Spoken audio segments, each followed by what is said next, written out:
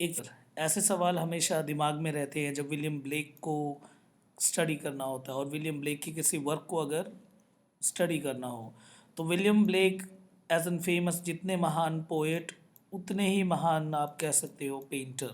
ठीक है, अगर आपके पास टाइम है हल्का फुल्का तो आप प्लीज़ गूगल करो और देखो विलियम ब्लेक की पेंटिंग कितनी सच में कितनी लाजवाब है। देख के आपको लगेगा कि नहीं पोएट तो बाद में, पहले तो हमें पेंटर, हम पेंटर अंक कहेंगे, one of the famous painter. और विलियम ब्लेक का जब भी नाम लिया जाता है तो इनसे कनेक्टेड कुछ बातें जो कि इन्हें बाकी पोएट और राइटर से अलग बनाती है। The first thing is the intuition and the vision. इनको बहुत सारे अलग अलग विज़न एक्सपीरियंस होते थे जिनके ऊपर इन्होंने एक बताया भी है that experience the vision through out his life. एक ऐसा एक फाइनली एक वर्क है जिसमें इन्होंने डिटेल में बता रखा है कि कैसे कैसे जो विज़न है इनको फील होता था। जैसे कि जब ये 10 साल के थे तब इन्हें एक पेड़ पे कई सारी जो है एंजल बैठी हुई दिखी और उसके बाद वो क्लैप करती करती ऊपर की तरफ जा रही थी। और इसके साथ साथ अगर एक चीज़ और जो कि विलियम ब्लेक से कनेक्टेड है, जो इनके जो भाई है रॉबर्ट, यानी रॉबर्ट ब्लेक की जब डेथ हो जाती है तब विलियम ब्लेक रॉबर्ट ब्लेक की जो है सोल यानी आत्मा को ऊपर की तरफ उठते हुए यानी असेंडिंग टुवर्ड्स स्काई, ऊपर की तरफ उठते हुए देखते हैं, जो कि दोनों हाथों से तालियां जो है बजा रहे थे। तो इस तरह से इंट्यूशन के काफ़ी सारे फैक्ट हैं जो कि विलियम ब्लेक को अपनी पूरी लाइफ में एक्सपीरियंस हुआ। अगर आपको इस तरह से और पता करना और क्या क्या एक्सपीरियंस है तो आप देख सकते हो the experience vision through out his life. इसके साथ एक और चीज़ जिसके लिए विलियम ब्लेक को जाना जाता है, it mean the relief etching. अब रिलीफ एचिंग का मतलब क्या है? देखो, रिलीफ वो simple relief and the second is set etching, ETCHING। तो रिलीफ एचिंग के नाम से भी, रिलीफ एचिंग जैसे कंसेप्ट को जो लेके आए वो विलियम ब्लेक थे। रिलीफ एचिंग और इल्यूमिनेटेड प्रिंटिंग भी कहते हैं इसे, ये विलियम ब्लेक लेके आए थे, जिसमें कि इमेज के नीचे जो है वो टेक्स्ट को प्रिंट किया जाता है, यानी पूरी इमेज होगी। जैसे कि ये कोई एक वो ये है, ठीक है, सिंपल, यहाँ पे आपने कुछ बना रखा है, इसके नीचे नीचे टेक्स्ट लिखे होंगे, यानी जो पेंटिंग भी होगी और उसके नीचे नीचे कई सारे टेक्स्ट लिखे होंगे। इसी फॉर्म में इन्होंने द टाइगर को निकाला था। तो इसीलिए आपको ये सारे फैक्टर कनेक्ट भी करने हैं। तो द टाइगर पोएम जो है वो रिलीफ एचिंग का पार्ट है। अगेन, रिलीफ एचिंग का मतलब टाइगर को ब्लेक ने बना रखा है। और आप एक बार इसकी फ़ोटो देख लेना, या मैं बिल्कुल लास्ट में ऐड कर दूंगा एक फ़ोटो, या ऐसे ठीक है, सबसे लास्ट में ऐड कर दूंगा या फिर सेकंड स्लाइड पे ही ऐड कर देता हूँ मैं। ठीक है, तो उसमें आप देख लेना किस तरह से टाइगर है और टाइगर के नीचे नीचे जो है वो पूरी पोएम लिखी हुई है। और वो जो टाइगर की जो अगेन जो पेंटिंग और वो पूरा जो बना रखा है वो किसने बना रखा है? विलियम ब्लेक ने। तो रिलीफ एचिंग कहते हैं इस तरह के कंसेप्ट को, कि रिलीफ एचिंग का मतलब होता है सिंपल एक तरह का प्रिंट टेक्स्ट, और प्रिंट टेक्स्ट के साथ साथ and images together, it mean the text and the images come together, that is called the relief etching.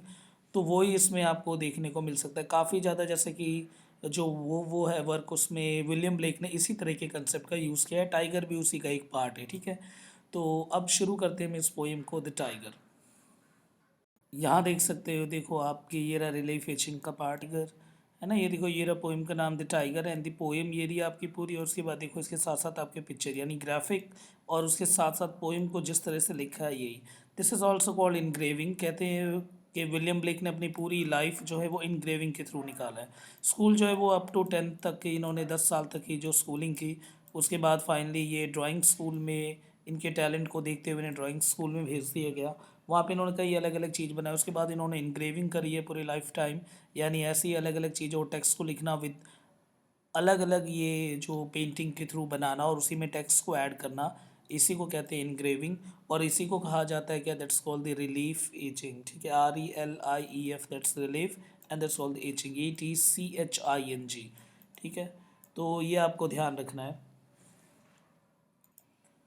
बाकी जो ब्लेक की पोएम है हमारे पास, ये प्रिकर्सर है टू द रोमांटिक एज। किस तरह से ये प्रिकर्सर है रोमांटिक एज का, वो जब पूरा टेक्स्ट हम पढ़ लेंगे पूरी अच्छी तरह आपको समझ आ जाएगा तब। क्योंकि सबको पता है, देखो रोमांटिक एज की जो शुरुआत है, हमारे पूरे रोमांटिक एज की जो शुरुआत है वो मानी जाती है 1798 से, जब लिरिकल बैलेड आ गया था। ठीक है, this lyrical ballad is called the Bible of romantic age. और रोमांटिक एज का extension up to that of 1850s तक चला, विलियम वर्ड्सवर्थ की डेथ के टाइम तक। तो और ये बिगनिंग कब हुई थी? 1798, है ना, लिरिकल बैलेड जब आ गई थी। तो ये लिरिकल बैलेड एक आपको पता होगा कि दो जो है में फेमस यानी विलियम वर्ड्सवर्थ और एस टी कॉलरिज, इन दोनों का जो कॉम्बिनेशन है। तो रोमांटिक एज के स्टार्टिंग की ही राइटिंग है ये बिल्कुल। तो जो बिगिनिंग ऑफ रोमांटिक एज अगर हम कहें तो यहाँ आपको देख के साफ लग सकता है द टाइगर और ऐसे जो फेमस वर्क है ये साफ दिखाते हैं दिस इज़ द प्रिकर्सर और the beginning of the romantic age. ये थोड़ा सा याद रखना है आपको। अगेन विलियम ब्लेक, जब भी विलियम ब्लेक का नाम आता है तो उनकी इसी पोएम के बारे में हर कोई जिक्र करता है। ऐसी क्या खासियत है इस पोएम में, पहले तो हमें ये समझना है, this is again very very important. और सेकंड थिंग ये है कि द टाइगर जब आप पढ़ोगे तो सच में आपको लगेगा बचकानी पोएम है, पर ऐसा नहीं है। इसके पीछे का जो कोर कंसेप्ट है और जो एनाटमी है that is again very important. एक यूनिवर्सल फैक्ट है और किस तरह से एक फ़िलासफ़िकल राइटिंग है ये। और साथ ही साथ जैसे कि आपको ये पता चलेगा कि कोई भी चीज़ अगर लाइफ में सस्टेन होती है तो उसमें दो फोर्सेस लगती हैं और दोनों फोर्सेस अपोजिंग फोर्स होती है। ठीक है, एक तरफ से दुनिया नहीं चलती। अगर कुछ अच्छे पल है तो कुछ बुरे पल आएंगे, तभी अच्छे पल के बारे में पता चलेगा। वही वाली बात होगी जैक्स दरीदा का concept of the difference and the difference वाला कंसेप्ट। सिंपल मतलब ये है, अगर आपको ब्लैक कलर तभी समझ आएगा जितना बेहतर आप वाइट कलर को समझोगे। अगर वाइट की जितनी अच्छी परख होगी उतनी ही तभी आप उसको ब्लैक को भी उतनी अच्छे से तरह से डिफाइन कर सकती हैं। और इसी तरह से मूवमेंट लीड होती है। अगर एक एज अगर मूव करती है तो उसमें एक इक्वल अपोजिंग फोर्स का होना बहुत ज़रूरी है। अगर सैडनेस है तो हैप्पीनेस है, अगर हैप्पीनेस नहीं है तो सैडनेस भी नहीं है। सैडनेस की वैल्यू तभी पता चलेगी जब आपको हैप्पीनेस की वैल्यू पता हो। और यही जो कंसेप्ट है, इस तरह की फ़िलॉसफी जो है द टाइगर पोएम सबसे ऊपर है इस तरह की फ़िलॉसफी को रखने के लिए। और ये सच में एक डीप इम्पैक्ट है और the basic infra of the life है। लाइफ इसी का ही नाम है, द अपोजिंग फोर्सेस। ठीक है, इस तरह के कंसेप्ट आप समझोगे इसमें। और ये तो पता ही है किस तरह से इसने पूरे एज को सेट किया है। अब देखो, the tiger is the fifth poem of the song of experience and the song of innocent. अब देखो एक चीज़ ध्यान रखना, विलियम ब्लेक ने दो चीज़ लिखी थी, दो एंथोलॉजी है। Anthology means the collection of the poetry, दो कलेक्शन ऑफ पोइट्री। एक का नाम है द सॉन्ग ऑफ एक्सपीरियंस और दूसरी एंथोलॉजी है उसमें है the songs of innocence. Very very important है, जिसमें द टाइगर जो है वो फिफ्थ पोयम है सॉन्ग ऑफ एक्सपीरियंस का। ठीक है, याद रखना किसका पार्ट है, सॉन्ग ऑफ एक्सपीरियंस का, जिसको 1794 में पब्लिश किया गया। 1794 में एक एंथोलॉजी आती है द सॉन्ग ऑफ एक्सपीरियंस। इस सॉन्ग ऑफ एक्सपीरियंस में जो फिफ्थ पोयम है वो कौन सी है, the tiger. The 5 years after the song of innocence, और इससे 5 साल अगर हम देखें तो सॉन्ग ऑफ इनोसेंस जो है वो पब्लिश हुई थी 1789 में। 1789 में, ये 1789 के नाम से आपको याद आ रहा होगा, बिल्कुल सही है ना, आपके फ्रेंच रिवोल्यूशन, जहाँ से कंसेप्ट आया था इक्वालिटी, लिबर्टी और फ्रेटर्निटी जैसे कंसेप्ट का। 1789 फ्रेंच रिवोल्यूशन का ईयर है ये। और 1789 के 5 साल के बाद एक और एंथोलॉजी आई किसकी, यानी विलियम ब्लेक की, द सॉन्ग ऑफ एक्सपीरियंस। इस सॉन्ग ऑफ एक्सपीरियंस में जो द टाइगर है इज़ द फिफ्थ पोएम। ठीक है, ये थोड़ा सा फैक्ट है, इसे दिमाग में अच्छे से रखना। आगे देखो, when the 2 volumes were published, और फाइनली जो दोनों वॉल्यूम है वो कैसे पूरी तरह से पब्लिश हो गई 1794 में, क्योंकि जो पहले वाली जो था एंथोलॉजी सॉन्ग ऑफ इनोसेंस वो 1789 में आई, जबकि 1794 में द सॉन्ग्स ऑफ एक्सपीरियंस। तो ब्लेक ने एक सब टाइटल दिया that showing the two contrary states of the human soul. This is important, ये आप आंसर राइटिंग में लिख के आ सकते हो कि एक ह्यूमन सोल का ये दो कॉन्ट्ररी स्टेट्स है, दो दो अपोजिंग फोर्सेस हैं। ठीक है, देखा होगा आपने द सॉन्ग ऑफ एक्सपीरियंस और song of innocence. Song of innocence में पोएम जो है दैट इज़ रियली, जैसे नाम से पता चला होगा, इनोसेंट यानी बिल्कुल ही स्मूथ पोएम है। जबकि सॉन्ग ऑफ एक्सपीरियंस में दैट फियरफुल सिमेट्रिकल। ठीक है, और जैसे कि द टाइगर, टाइगर को देख के ही सामने कैसा फील होता है, तो उसी तरह से द एक्सपीरियंस जो है that one is connected to the fearful symmetry, यानी एक खतरनाक उसके लिए, जबकि इनोसेंस दूसरा है। और ये दो अपोजिंग फैक्ट क्यों रखे हैं, क्योंकि यही चीज़ जो है वो आगे मूव करती है लाइफ को। आगे चलने के लिए अगर एक फैक्ट अगर प्लस साइड जा रहा है तो दूसरे को नेगेटिव साइड जाना ही होगा। अगर एक तरफ आगे जा रहे हो तो दूसरी तरफ बैक एंड फोर्थ तो मूव करना ही पड़ेगा। तो अपोजिंग फोर्स से लाइफ मूव होती है। इसी तरह से ह्यूमन सोल जो है, ये जो ह्यूमन सोल है इसके दो कॉन्ट्रेरी स्टेट्स हैं, ये दो कॉन्ट्रेरी, दो अपोजिट स्टेट्स हैं। तो यहाँ देखा होगा आपने अपोजिशन और किस तरह से जो अपोजिंग फोर्स होती है that leads the even that everything, हर चीज़ को वही चीज़ लीड करती है। इवन द लिटरेचर आपने देखा होगा, अगर स्टार्टिंग से आपने देखा होगा पूरे इस एज को, जैसे पहले रेनेसां से पहले मॉरल बेस्ड राइटिंग लिखी जाती थी, फिर रेनेसां होमोसेंट्रिक आया, फिर होमोसेंट्रिक जिस तरह से होमोसेंट्रिसिज्म चल रहा था उसी समय से एक अपोजिंग फोर्स आ गया और उस समय फिर सटायर चलने लग गए। सटायर के बाद एज ऑफ रोमांटिक यानी द रोमांटिक एज, रोमांटिसिज्म वाला एज आ गया। तो लिटरेचर खुद ऐसे मूव करती है ऑन एन अपोजिंग फोर्सेस के कंसेप्ट के ऊपर।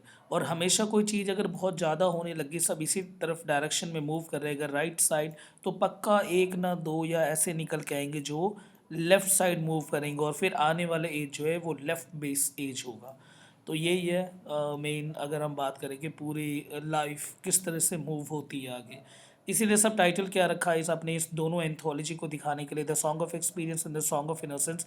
इन दोनों एंथोलॉजी को बेस्ट प्रेजेंट करने के लिए दिखाया गया, the showing the two contrary states of the human soul. This is the subtitle. The subtitle is a pointer of what the poets aim in the two volume puts together. The Song of Innocence, देखो Song of Innocence जो है, अब ये सब आपको क्यों समझना है, क्योंकि आपके पास एक और द टाइगर तो है इस सिलेबस में, इसके साथ साथ द लैम्ब भी है। ठीक है, अब एक तरफ आप देखो टाइगर को रख रखा है, अब ये टाइगर किसका पार्ट होगा, कोई नॉर्मली बता सकता है हाँ the tiger is the part of the song of experience. जबकि लैम्ब, लैम्ब कितना इनोसेंट वो है ना एग्जाम्पल, तो लैम्ब किसका एग्जाम्पल है, द सॉन्ग ऑफ इनोसेंस का।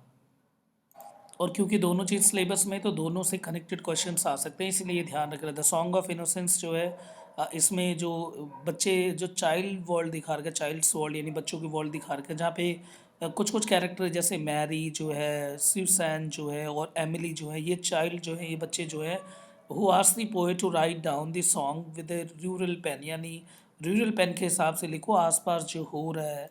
ठीक है, यानी गांव के बेस की राइटिंग लिखो, नॉर्मल जैसे कि पेस्टोरलिस्टिक राइटिंग लिख सकते हो, पेस्टोरल बेस यानी, ठीक है, इस तरह की राइटिंग लिखो जिसमें कि नॉर्मल गांव के जैसे फिगर उठाए गए, जैसे कि लैम्प को उठा लिया आपने, टाइगर को उठा लिया आपने, क्योंकि बच्चों को आसपास वाली चीज़ें ज़्यादा है ना, तो डोमेस्टिक बेस पे ऐसे तरह की राइटिंग लिखो आप, रूरल बेस राइटिंग लिखो जो कि बच्चों को जो है सॉन्ग्स ऑफ मर्थफुलनेस यानी खुशी से भर दे, ताकि वो भी खुश हो सके। तो this is again the song of innocence. ये मैरी सुसैन और एमिली, ये पोइट को कहते हैं, विलियम ब्लेक को, कुछ ऐसा लिखो, not that in the song of innocence. ठीक है, तो अब यहाँ पे मैं देखना, there are the no songs of the वो, जैसे कि सॉन्ग्स ऑफ इनोसेंस में इनोसेंसी का फैक्ट है, पर ऐसा नहीं है कि जो हमारे पास दूसरा है यानी द सॉन्ग ऑफ एक्सपीरियंस जो है उसमें सिर्फ दर्द वर्द इन सब की बातें लिखी होगी, ऐसा नहीं है। द सॉन्ग ऑफ एक्सपीरियंस जो है वो फाइनली इस चीज़ के ऊपर बेस है कि जो लाइफ में जिस तरह का हम एक्सपीरियंस गेन करते हैं लाइफ को जीने के बाद, that is second part of the song of experience. तो अभी हमें क्या देखना है यहाँ पे, द सॉन्ग ऑफ इनोसेंस।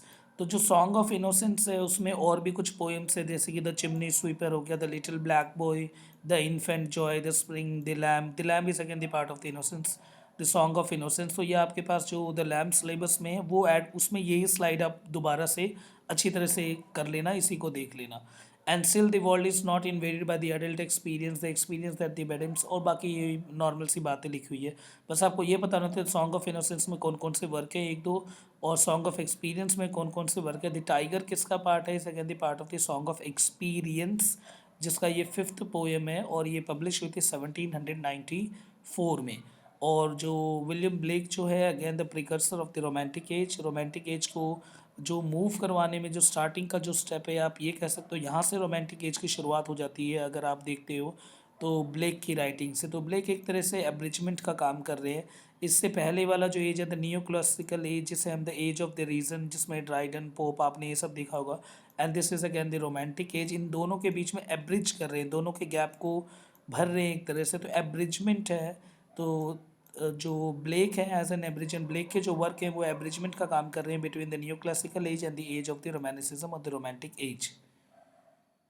ये देखो ये है, ठीक है, बहुत ही आपको जब पोइम को पढ़ोगे तो वैसे ही नॉर्मल फर्स्ट रीडिंग में ही समझ आ जाएगा आपको, बाकी तो लिरिकल है ये, है ना, और जैसे ही मैं पढ़ूंगा तो देख लेना एग्जैक्ट लिरिकल है, साउंड किस तरह से मैच होंगे।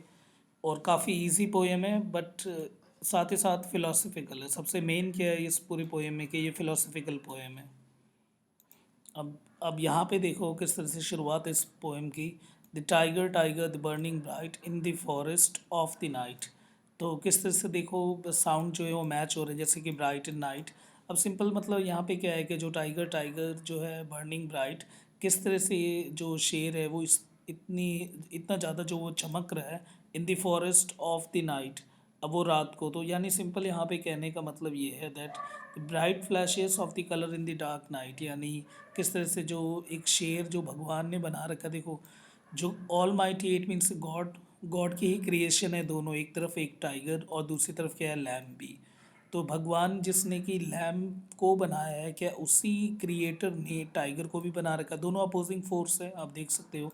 तो वही जो सेंस है वो स्टार्टिंग से ही पता चल रहा है, जैसे कि टाइगर दोबारा इस पर स्ट्रेस डाला गया था, टाइगर बर्निंग ब्राइट, किस तरह से ये जो शेर है इतना ज़्यादा चमक रहा है in the forest of the night, रात में।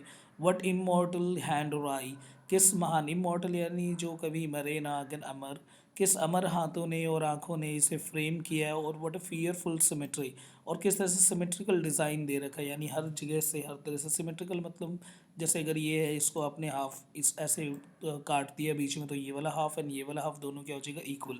तो किस तरह से डिज़ाइन दे रखा है, वो सारे डिज़ाइन जो है वो सिमेट्रिकल है, प्रॉपर वेल बैलेंस्ड डिज़ाइन है। तो ये हमारे इस पूरे पहले स्टैंजा का मतलब कि जिस तरह से टाइगर टाइगर बर्निंग ब्राइट के ये जो शेर है इतना ज़्यादा चमक रहा है रात में, और जिस महान हाथों ने और आँखों ने फ्रेम कर रखा है वो कितने सिमेट्रिकल डिज़ाइन दे रखा है, और ऐसे डिज़ाइन सिर्फ कौन दे सकते हैं, it mean that all mighty और दी गॉड। अब इस सेकंड स्ट्रेंचर में, व्हाट डिस्टेंट द डीप और द स्काइज, कितने गहरी तरीके से, और जैसे कि जितना जब डिज़ाइन यानी ये जो फेयरफुल सिमेट्री है, यानी जिस तरह से टाइगर के ऊपर जो ऐसे ऐसे करके जो लकीरें लगी होती है, इतना जो डीप डिज़ाइन है वो, जितना डीप डिज़ाइन इतना इतनी गहराई में और इतनी ऊंचाई में, यानी आसमान के, यानी इतनी अच्छी तरह से जो परख और इतनी गहरे, यानी इतनी गहराई और इतनी बिल्कुल जो ऊंचाई है, यानी स्काई से मीन दैट आसमान।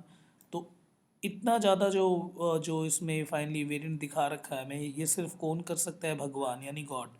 तो वही है सिंपल इसमें, in what distant the deep the skies burn the fire of the eyes. तो जो आंखों में अंगारे हैं अगन शेर के, इतने इस तरह से किसने डिज़ाइन दिया होगा इसे। On what the wings the dairy inspire, यहाँ पे एक जो टाइगर के क्रिएटर है पक्का उसके विंग्स होंगे, क्योंकि जिसने ऐसी खतरनाक चीज़ और इतनी महान चीज़ को डिज़ाइन कर रखा है पक्का उसके हाथों में विंग्स होंगे। एंड उसके बाद सिंपल क्या that whose hand would be the daring enough to create the tiger, और ऐसे ही हाथों में ही ताकत हो सकते हैं जो कि शेर जैसे जो है क्रिएशन को बना सकता है। तो इसका मतलब क्रिएटर सच में एक पावरफुल क्रिएटर है। तो दोबारा से सिंपल सी बात है कि इतनी गहराई और इतनी ऊंचाई, इतने जो है प्रॉपर सिमेट्री, ये सिर्फ वो ही बना सकता है जिसमें इतनी हिम्मत हो, और वो कौन है, again almighty it means God. इसके बाद जो थर्ड हमारे पास स्टैंजा एंड व्हाट शोल्डर और the what art and the could twist in use of the art. ठीक है, अब यहाँ पे सिंपल यहाँ पे देखो क्या आपको क्या समझना है यहाँ पे कि what shoulder and then what art, क्या कला है और जिसने इसे बनाया है सच में उसमें पावर है। ठीक है, द शोल्डर अगैन यहाँ पे प्रेजेंट कर रहा है पावर को, देखो twist the sinew of the I heart. अब इसका मतलब क्या है, देखो ये जो सिन्यू लिखा हुआ है इट मीन्स इसका सिंपल मतलब होता है मसल को बोन से कनेक्ट करना, है ना। तो मसल जैसे है उसे बोन से कनेक्ट करना, यानी किसने इस तरह की मस्कुलर जो है वो बॉडी को डिज़ाइन किया है, कोई महान ही होगा जिसने इस तरह के मस्कुलर बॉडी को डिज़ाइन किया है, जिसके अंदर इतने मस्कुलर बॉडी के अंदर भी एक हार्ट को फिट कर रखा है जो कि धड़क रहा है। और जो बनाने वाला है उसने सिंपल देखो हैंड एंड हार्ट दोनों को, यानी सिंपल अगर हम बात करें तो हार्ट जो है वो इतने मस्कुलर बॉडी के अंदर हार्ट को डिज़ाइन दिया है, उसके साथ ही साथ जो हैंड है और जो फीट है उन दोनों में सेम पावर जो है उसे डाला है। यानी जैसे कि हाथों को बना रखे, यानी शेर के जो पंजे हैं वैसे ही वैसे उसके जो पीछे वाले जो है उसको, यानी एक एक को हैंड से प्रेजेंट किया गया, एक को फीट से प्रेजेंट किया गया है, उन दोनों को सेम उसी तरह से मस्कुलर टोन के थ्रू बनाया गया है। तो वो यहाँ पे बता रखा है कि जिसने शेर को डिज़ाइन दिया है उसने उसने सच में इसे बहुत ही एक बेहतर डिज़ाइन दिया, और ऐसे मस्कुलर और इस तरह के मस्कुलर स्ट्रेंथ जो प्रोवाइड कर रखा है, और उसके अंदर एक हर्ट को बीट करवाया है, उसके साथ ही साथ जो है कि जो हाथ और जो उसके जो पैर हैं उन दोनों में एक जैसी जान डाली। इट मीन्स जो इस क्रिएशन को जो बनाया गया है प्रॉपर सिमेट्रिकल बनाया गया है और सच में एक फियरफुल सिमेट्रिकल क्रिएशन है गॉड की। अब इस नेक्स्ट वाले स्ट्रैंजर में जो क्रिएटर है उसके उनको दिखा रखा है कि किस तरह से जो क्रिएटर ने क्या किस तरह का हैमर यूज़ किया होगा, किस तरह के चेन और किस तरह का फर्नेस जो है भट्टी यूज़ करी होगी इस तरह के पावरफुल ब्रेन को बनाने के लिए। एंड व्हाट दी एनविल, अब एनविल का मतलब क्या होता है, जो देखा होगा जैसे मोची जो जूते को जिस लोहे के उसके ऊपर रख के उससे शेप में डालते हैं, वो जो लोहे का होता है ना, वो that is called the anvil. तो what the anvil and what the dread grasp dare its deadly the terror clasp. किस तरह के एनविल पे ये पूरा डिज़ाइन दिया होगा, क्योंकि एनविल के ऊपर ही वो एक आयरन ब्लॉक होता है जिसके ऊपर जो ब्लैक्स में थे अलग अलग जो मेटल को पिघला के उसके ऊपर रखता है। तो यानी जब ब्रेन को फर्नेस में डाला गया होगा उसके बाद उसे पक्का पिघला विंगला के जब इतने ज़्यादा जो हीट प्रोड्यूस होगी, इतनी ज़्यादा हीट निकलेगी, उसे एनविल के ऊपर ही रखा गया होगा। तो वही किस तरह के एनविल को यूज़ किया होगा, कितनी ड्रेड ग्रास्प, कितनी तेज पकड़ होगी। And again the dare it deadly the terror clasp. और इतनी सच में हिम्मत जो है वो दिखाने के इसमें ज़रूरत पड़ी होगी, क्योंकि जो क्रिएटर है वो ऐसी क्रिएशन को डिज़ाइन करने वाला, इट मीन द टाइगर, तो उसके लिए जो क्लैस्प होगा, जो पकड़ होगी, वो भी बहुत मजबूत होनी चाहिए। तो ऐसी है dare its deadly the terror clasp. तो ऐसी मेहनत और ऐसी सच में इतनी ज़्यादा हिम्मत उसे दिखाने, यदि पकड़ने के लिए और ऐसे क्रिएशन को डिज़ाइन करने के लिए, that would be the so daring to create the tiger. तो यहाँ पे पता चलता है कि कितनी हिम्मत दिखानी पड़ेगी अगर इस तरह के टाइगर को डिज़ाइन किया होगा। यानी जिस समय इस टाइगर को डिज़ाइन में डाला जा रहा होगा या टाइगर को बनाया जा रहा होगा, तो किस तरह के हैमर, किस तरह के एनवल, किस तरह के फर्नेस, ये सारे चीज़ों को किस तरह से यूज़ किया गया होगा, ये इसका सिग्निफिकेंस हमें यहाँ पे दिखा रखा है। इट मीन्स यहाँ पे हमें जो बात कह रखी है वो है about the creation of the tiger, कि टाइगर को जब बनाया जा रहा था तो कितनी मेहनत लगी थी।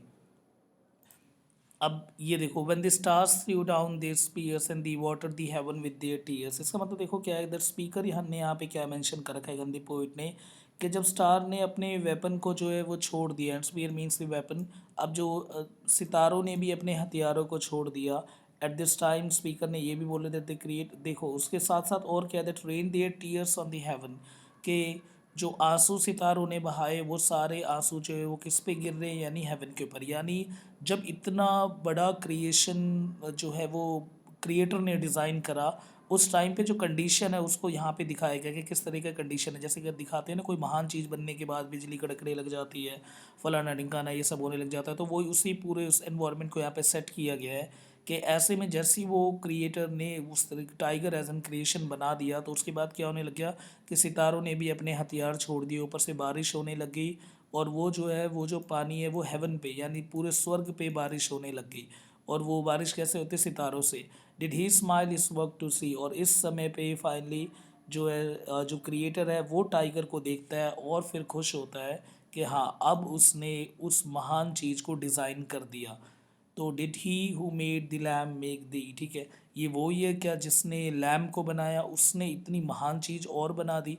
अब दोनों का मैंने स्टार्टिंग में बता दिया था किस तरह से अपोजिट फोर्स दिखा रखा है, एक अपोजिट क्रिएशन दिखा रखा है, एक तरफ जो लैम्ब है और एक तरफ यही है फिलोसफिकल एंड इस पूरी पोएम का। और उसके बाद दोबारा जो फर्स्ट स्टैंजा जो है उसको दोबारा से यहाँ पे रिपीट करवा दिया है।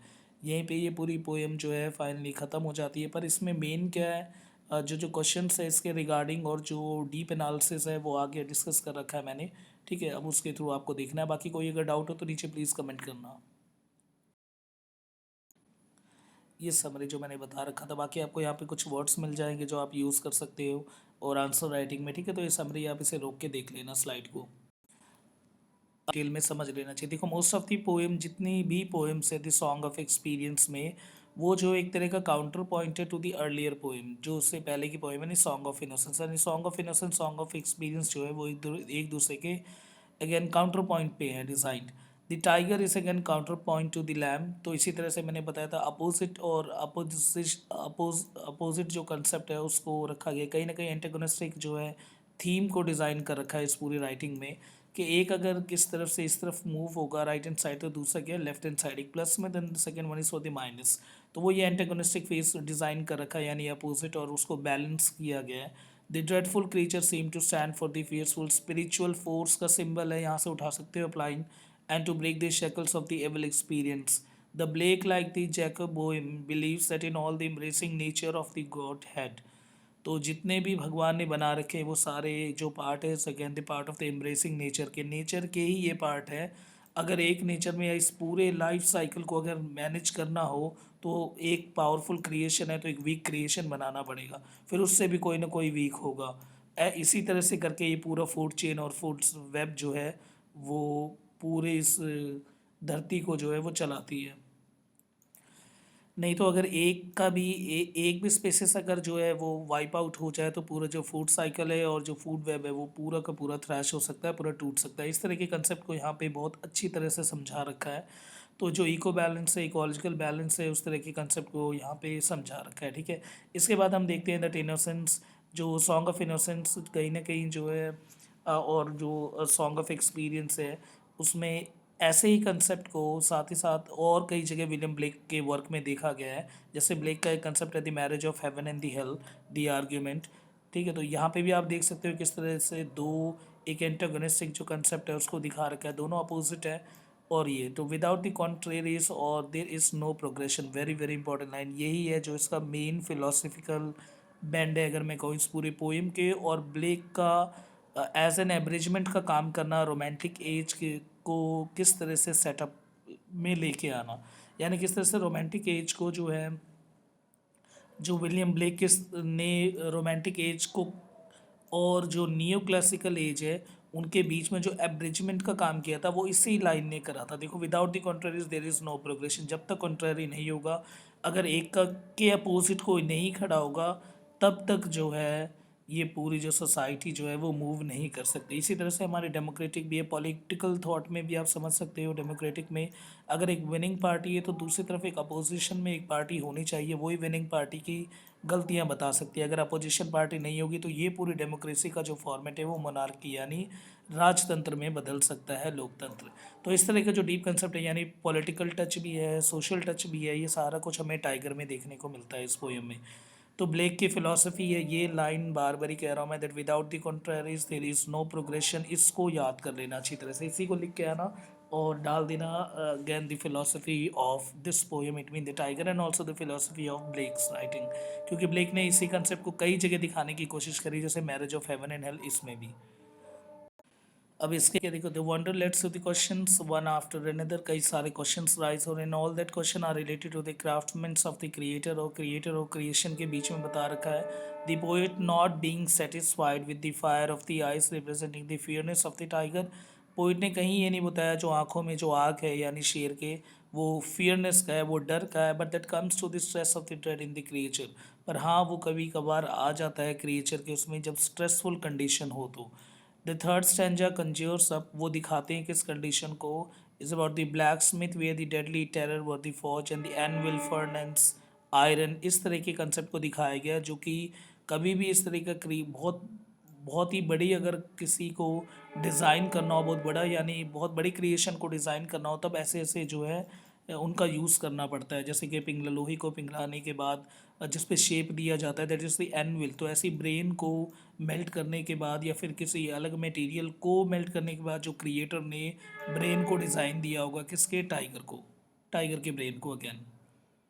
तो ये जो पूरी पोएम है वो डायमेट्रिक और एंटीपोडल से भरी हुई है। देखो डायमेट्रिक एंटीपोडल का मतलब अगेन अपोजिट होता है, तो डायमेट्रिक और एंटीपोडल ANTIPODAL। ठीक है, तो डायमेट्रिक और एंटीपोडल का कंसेप्ट देखने को यहाँ पे साफ मिलता है।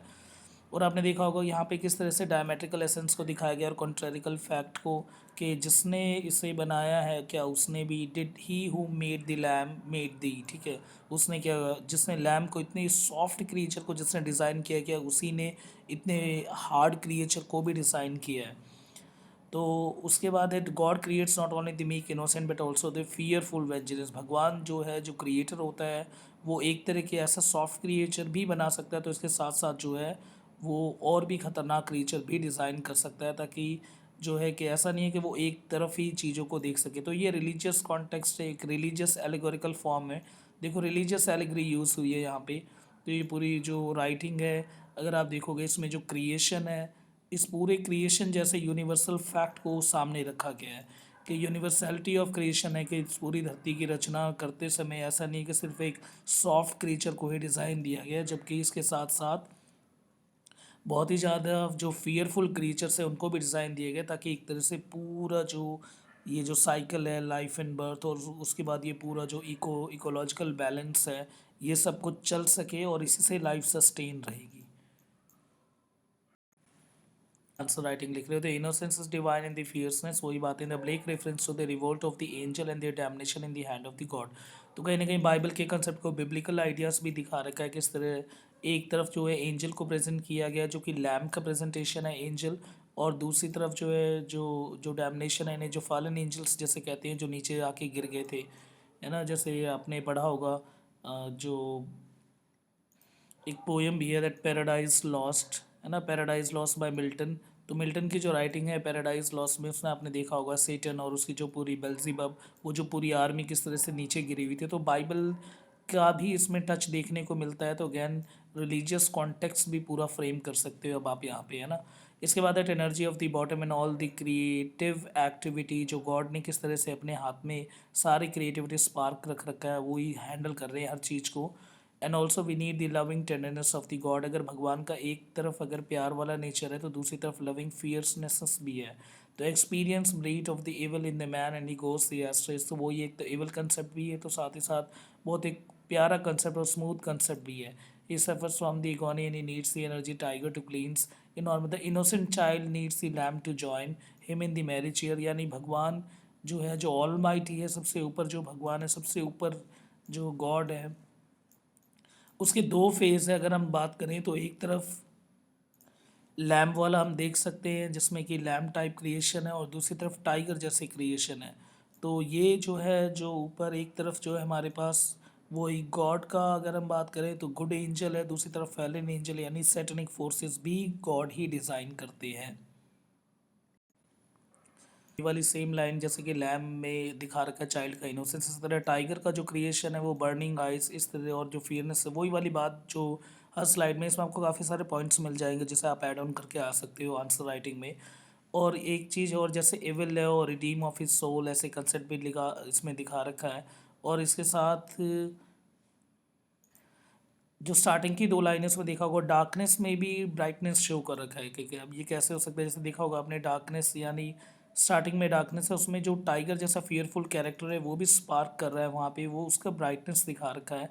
तो वो ये कि जो जो भी गॉड की क्रिएशन है that is really the perfect creation, वो सिमेट्रिकल क्रिएशन है और वो एक वेल डिज़ाइन पैटर्न में इस पूरी धरती पे रखा गया ताकि एक तरह से लाइफ का सस्टेनेंस फैक्टर यहाँ पे मूव कर सके, तो लाइफ सस्टेन हो सके, एक इको बैलेंस बना रहे एक, ठीक है। और इस तरह के को मैनेज करने के लिए गॉड के क्रिएशन हर क्रिएशन जो है वो पावरफुल है, इस तरह के फिलोसफिकल जो है।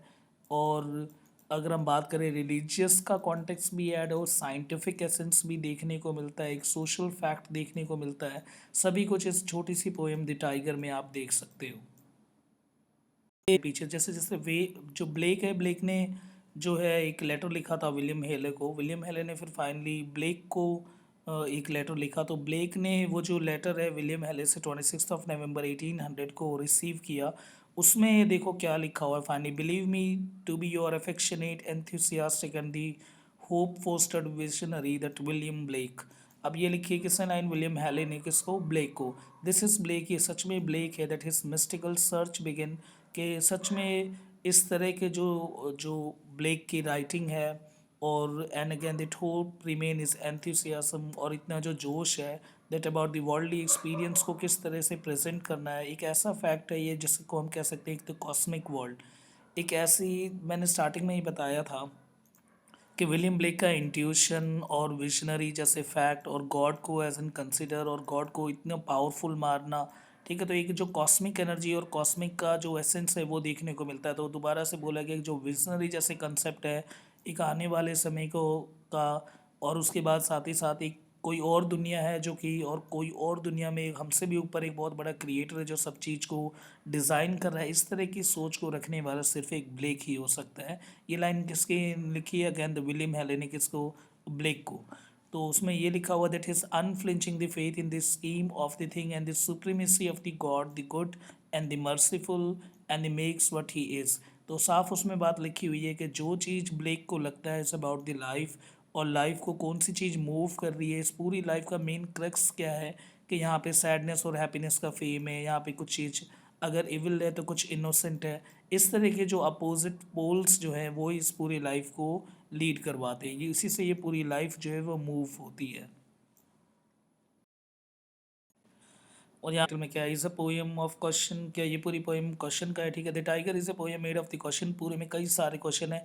There are no less than 13 question marks and only one full sentence that ends up with a period instead of the question mark addressing the tiger the speaker question it is all. देखो कितने question है, तकरीबन तकरीबन 13 questions इसमें उठाए गए हैं इस पूरी पोएम में। दोबारा से एक बार पोएम में जाके देख लेना। Who made you mister tiger and how were you made, where, why, ऐसे ऐसे करके बहुत सारे। The poem is often interpreted to deal with the issue of inspirational poetry, mystical, God, sublime, big, mysterious, powerful in some time, वही सारी बातें। To love God is to fear him, that's the talking about this something and sublime for the better और the worse. तो उसमें लिखा हुआ है कि किस तरह से भगवान के दो चेहरे होते हैं, जिस चेहरे के रूप में तुम ढालोगे उससे वो चेहरा दिख सकता है, और दोनों के दोनों जो है वो सिंगल यानी वो ही भगवान का एक रूप है। और उसके बाद the tiger nobody really knows it anything other than the speaker questioning the tiger. The first stanza opens with the central question, what immortal hand or eye could frame that fearful symmetry, sorry. The second stanza is again the tiger about what he was created. The third stanza is about the creation of the form. The fourth stanza and the fifth stanza is about the creator reacted to his creation. इस तरह से ये पूरी poem को design दे रखा है। पहले में सिंपल उठाया गया कि किस इस तरह के जो क्रिएशन के बारे में बता रखा है, टाइगर के बारे में बता रखा है, वो कि किस तरह से उस पर डिज़ाइन है। फिर बोला गया किसने बनाया, सच में जिसने बनाया वो कितना पावरफुल होगा। फिर उसके बाद उस पर भी क्वेश्चन उठा रखा है कि वो किसने उठाया होगा, ठीक है, किसने बनाया होगा, ठीक है, सॉरी उठाया नहीं, बनाया होगा। और उसके ऊपर दोबारा से एक क्वेश्चन है दोबारा, that who exactly was this creator. और फिर उसके बाद उस क्रिएटर के बारे में सोचा होगा कि हाँ इस तरह से बनाया होगा, एनविल के ऊपर रखा होगा, कहीं फर्नेंस यूज़ करा होगा भट्टी में जला के, फिर इस तरह के कलर और उसको मिक्स किया होगा। उसके बाद सेंट्रल क्वेश्चन है is about rather than the merely the question what who would could create the tiger the speaker wonders at who dare, कि कौन इस तरह का जो है वो क्रिएटर, जो किस तरह के क्रिएटर ने इस तरह की क्रिएशन को बनाया। जिस ये जो टाइगर जो क्रिएशन है इसको बनाने वाला सच में जो क्रिएटर है वो बहुत ही बहुत पावरफुल होगा। तो एक टाइगर की वे से जो है पावर को दिखाया जा रहा है किसके, गॉड को। और ये जो कॉस्मिक एनर्जी और जो कॉस्मो वर्ल्ड है उसके थ्रू जो है रीडर को मूव करवाया जा रहा है, और कहीं ना कहीं इंटेंशन डाला जा रहा है कि हम एक आउटर वर्ल्ड, एक आउटर दुनिया, और जैसे गॉड जैसे क्रिएशन और गॉड जैसे क्रिएटर को सच में हम एक यूनिवर्सल फैक्ट मान के और उस चीज़ को समझें। अब सो अब society is about the rationalism was a strong emphasis. The tiger can be read as a challenge to any system of thinking rooted in a belief of the lucid reason or the logical order. वो सारे जो कि society को as an logic और जो lucid और clear reason के base पे डिफाइन करते हैं वो फेल हो जाएंगे द टाइगर को लेके। The tiger poem can be interpreted as a symbol of the human evil, but it can also be regarded as a symbol of the rightness revolutionary and to counter the effects of the evil complacency। दिखा रखा है किस तरह से, देखो contrary fact को balance किया गया है। और हर सोसाइटी में ये कॉन्ट्रेरी फैक्टर तो होने ही चाहिए, तभी सोसाइटी की लिक्विडिटी मेंटेन रहेगी, वो तभी मूव कर सकती है सोसाइटी, नहीं तो सोसाइटी वहीं पे वहीं फ्रीज हो जाएगी। तो ठीक है, तो सोसाइटी की लिक्विडिटी मेंटेन करने के लिए ये दोनों जो अपोजिट फैक्ट्स हैं और जो कॉन्ट्रेरी और एंटेगोनिस्टिक फेस हैं वो चलते रहने चाहिए, जिसमें टाइगर के जिसको पूरी अच्छी तरह से इस पोएम टाइगर में दिखा रखा है। अगेन ये यहाँ पे प्रेजेंट है जो सोशल करप्शन को लेके, ठीक है, इस तरह की चीज़ को लेके। और अगर ये भी कई जो इस समय देखा होगा आपने पूरे फ्रेंच रेवोल्यूशन 1789 फ्रेंच रेवोल्यूशन जैसे कंसेप्ट को भी कहीं ना कहीं पॉलिटिकल सिनारियो में यहाँ पे प्रेजेंट किया गया है कि अगर एक तरह से जो मोनार्कल सिस्टम वो चलता जा रहा था चलता जा रहा था चलता जा रहा था, इसी मोनार्कल सिस्टम को काउंटर करने के लिए लिबरल और फेडरल इस तरह के और इक्वल कंसेप्ट जो है वो चलने लगे, क्योंकि सेम फ्रेंच रिवॉल्यूशन में इसी चीज़ की डिमांड की गई थी कि इसकी लिबर्टी, इक्वालिटी और फ्रेटर्निटी कंसेप्ट की, जो कि कहीं ना कहीं लिबर्टी और इक्वालिटी जैसे कंसेप्ट को मोनार्की से मांगा जा रहा था। पता होगा आपको लुइस 16 है ना, लुइस 16 से यही सारी डिमांड रखी जा रही थी। तो जो एक तरफ का जो चल रहा था वो पूरा वो एविल का कंसेप्ट था, और उसको कहीं ना कहीं काउंटर बैक करते हुए दूसरी तरफ जो डिमांड है वो डेमोक्रेसी की डिमांड यहाँ पे आप देख सकते हो। तो पॉलिटिकल सिनारियो भी है, सोशल सिनारियो भी है, पूरी राइटिंग कई तरह से हर एक मल्टी फेसेटेड व्यू में चल सकती है। अब यहाँ पे हमारे पास रिलीज कॉन्ट्रैक्ट देख लो। The Christian but the reserve right to define the Christianity in the way he incredibility the complex and the mythic system the tiger to the Blake highly idiosyncratic notion of the theology the fact that there is a little agreement among the professional student to the Blake about the meaning of the poem is perhaps। और उसके बाद critic agreed that the Tiger reveals something about the nature of his creator. Most critics associate the creator with the Christian God to form the consensus seizes. Some analysis see the tiger is a reflection of the wrath of a God। देखो simple से यहाँ पे मतलब क्या क्या समझना है आपको। देखो ये पहले सबसे पहले ये थियोसेंट्रिक एसेंस को प्रेजेंट करती है। थियोसेंट्रिक का मतलब क्या है, यानी भगवान को एज एन सेंटर मान के चलना। इसी को हम थियोलॉजी भी कहते हैं। इट मीन भगवान है कि नहीं है इनके बारे में पूरा पढ़ना, भगवान को मानना। ठीक है, तो थियोसेंट्रिक अप्रोच और भगवान के उससे रिगार्डिंग इस चीज़ को प्रूव करना और इसकी रीडिंग करना और इसको पढ़ाना, that is called theo and logy. Logy means again the study and theo means again that one is connected to the God. तो थियोसेंट्रिक अप्रोच देखा जा सकता है इसमें। थियोलॉजी, ब्लेक का थियोलॉजिकल टेस्ट इसमें देखा जा सकता है। और इसमें साथ ही साथ ये बता रखा है कि क्रिश्चियनिटी और गॉड के दो व्यू हैं। एक तरफ से मैंने बताया एक पनिशमेंट वाला, और सिन के किस तरह से सिन को पनिश करते हैं हमेशा गॉड। और एक तरफ जैसे कि टाइगर जैसे जो है, और दूसरी तरफ लैम जैसा है। एक तरफ जो है ऐसे जो क्रिएशन जो है गॉड ने बना रखे हैं जो कि बिल्कुल सॉफ्ट क्रिएशन है, तो वहीं दूसरी तरफ कहीं ना कहीं ऐसे क्रिएशन बना रखे हैं जो कि बैलेंस करने के लिए, इस पूरी इकोलॉजी को बैलेंस करने के लिए गॉड ने डिज़ाइन दे रखा है। तो पूरा ऑप्टिमिस्टिक एसेंस देखने को मिलता है इसके साथ। और भी थियोलॉजिकल इश्यूज हमें देखने को मिलते हैं कि प्रॉब्लम ऑफ एविल, कि जब जब एविल ऐसे बढ़ती जाएगी तो उसे काउंटर बैक करने के लिए उसके साथ साथ इनोसेंसी उसमें डिसॉल्व होती जाएगी, और एक दिन ये इनोसेंसी जो है वह एविल जैसे कंसेप्ट को बैलेंस करेगी। तो वो जो बैलेंसिंग का कंसेप्ट है, वो जो पूरा जो डिसोल्यूशन का कंसेप्ट है कि कोई एक चीज़ बढ़ेगी तो उस चीज़ को बैलेंस करने के लिए दूसरी चीज़ पक्का अपने आप भी उसके अपोजिट और एंटागोनिस्टिक फेज में आना शुरू हो जाएगी। इस तरह के कंसेप्ट को इसीलिए हम कह सकते हैं ये रिलीजियस और रिलीजियस कॉन्टेक्सटुअल राइटिंग हो सकती है। और इसी रिलीजियस कॉन्टेक्स्ट को रिप्रेजेंट करने के लिए थियोसेंट्रिक अप्रोच के थ्रू ये राइटिंग रखी गई है। अब जो थियोसेंट्रिक है, ये जो थियो it means again the religion, वो आप कोई सा भी ले सकते हो। अगर आपका क्रिश्चियन पॉइंट ऑफ व्यू से आए तो उसके थ्रू कर दो। ठीक है, जिस तरह से क्वेश्चन को पुट किया गया आप उसी तरह से इसमें से आंसर जो है वो प्लेस कर सकते हो। अब इस बता रखा है it's again the poem of science and the techno. दोनों साइंस और टेक्नो का बहुत अच्छा ब्लेंड है ये पूरी पोएम। ब्लेक ने टाइगर के थ्रू अपने बायोलॉजिकल कॉन्टेक्स्ट और बायोलॉजिकल परफेक्शन को दिखा रखा है। इसके साथ साथ स्टार्टिंग में अगर आपने देखा होगा जैसे फियरफुल सिमेट्री, जो कि एक मैथ्स और आपने देखा होगा बायो में ये बहुत यूज़ होता है बायोलॉजी में, तो साइंस का कॉन्टेक्स्ट साफ देखने को मिलता है।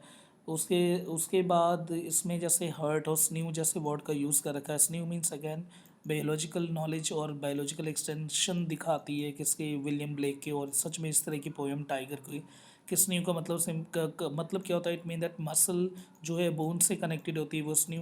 तो एक तरह का ये जो बायो और जो टेक्निकल जो वर्ड है जैसे कि एनविल इनविल इस तरह का यूज़ कर रखा है, जो कि इसे रीज़न बेस्ड और साइंटिफिक एसेंस का एक परफेक्ट एग्जाम्पल बताती है इस पोएम को।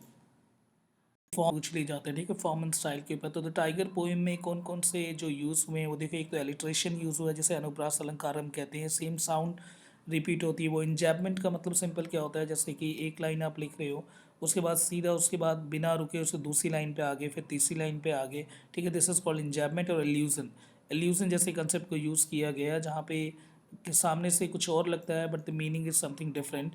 तो जैसे कि एलिट्रेशन आपने देखा होगा, रिपीटेशन जो कि बता रखा है इसमें द सेम कॉन्स्टेंट साउंड।